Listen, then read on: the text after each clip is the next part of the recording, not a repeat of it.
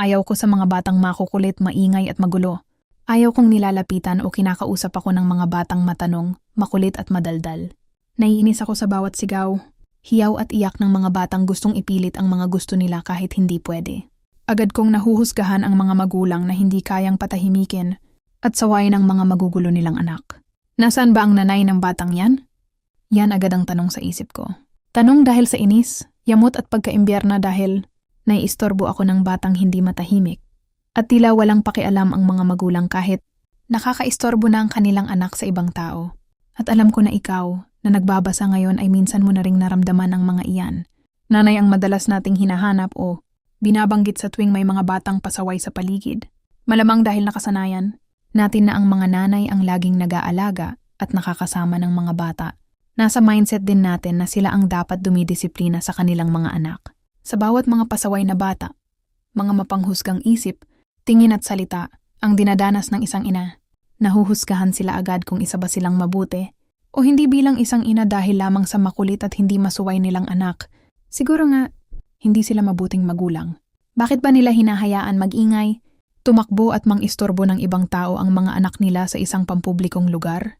Bakit ba nila isinasama ang mga bata sa mga coffee shops, restaurants, simbahan at sa pagsakay sa mga bus, jeep, MRT at aeroplano? Hindi ba alam ng mga magulang na makakaistorbo lamang at makakadagdag lamang sa stress kapag may kasamang pasaway na bata sa mga public places? Karamihan sa mga bata ngayon mga spoiled. Hindi tulad nun na isang tingin lang ng nanay tahimik na.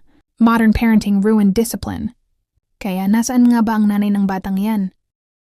Nanay rin ako ngunit hindi ganyan ang anak ko. Kasalanan ng magulang yan kung bakit ganyan ang batang yan. Hindi excuse ang pagod para manggulo ang anak mo. Bakit kami mag-a-adjust? Ilan lang ang mga yan sa mga panghuhusga na natatanggap ng isang ina dahil sa pasaway niyang anak. Madalas din na ganyan ang isip at paniniwala ko noon. But then I realized, iba pala pag naging ina ka na. You will love your child beyond every imperfection. Hindi man madalas ipinapahalata ay masakit at mabigat sa loob iyon ng isang magulang, lalo sa isang ina na mahusgahan dahil sa ingay, gulo at pagiging pasaway ng isang bata sa ibang tao o lugar. Pasensya na kung naingayan kayo. Pasensya na kung naistorbo kayo. Hindi tama na hayaan ng isang bata na maging pasaway. Ngunit siguro pagod din ang mga magulang niya lalo na ang kanyang nanay na maagang, nagising para maghatid sundo sa eskwela sa kabila ng puyat. Isang nanay na pilit pinagkakasya ang buong araw bilang isang ina at isang empleyado. Isang ina na matagal na hindi nakasama. Ang anak dahil sa pangingibang bansa kaya sinusulit ang bawat oras na makasama ang kanyang anak sa lahat ng lugar na pinupuntahan niya. O isang pamilya na minsan lang makalabas o makapasyal upang magsama-sama sa kabila ng hirap at kakulangan sa pera. Ang mundong ito ay puno na ng kaguluhan, hindi pagkakaunawaan, kalungkutan at hirap. Kaya sana ay matuto tayong maging mas mapag-unawa, mas mahaba ang pasensya at mas mabait sa isa't isa. Huwag nating hayaang ang isang simpleng sandaling dulot ng pagiging pasaway o makulit ng isang bata ang sumira sa ganda ng ating araw, sa ating kapayapaan, o sa mahahalagang sandaling ibinibigay sa atin ng buhay. Kaya kahit ngayon lang na Mother's Day, imbes na tanungin kung nasaan ba ang nanay ng batang yan, ay subukan nating itanong, nasaan ba ngayon ang nanay ko? Masaya ba siya?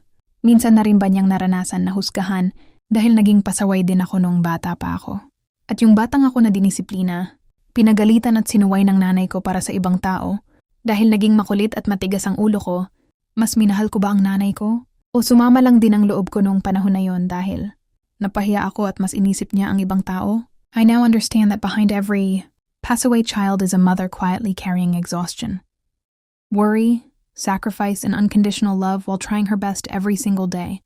Kaya sa bawat nanay, mama, mommy na nahuhusgahan ng ibang tao, pasensya na. Pero nais naming malaman nyo, lubos kaming humahanga dahil sa kabila ng lahat ng negatibo sa mundong ito, ay pinipilit mo pa ding ipakita at ipadama sa iyong mga anak ang mga masasaya at positibong bagay dito sa mundo.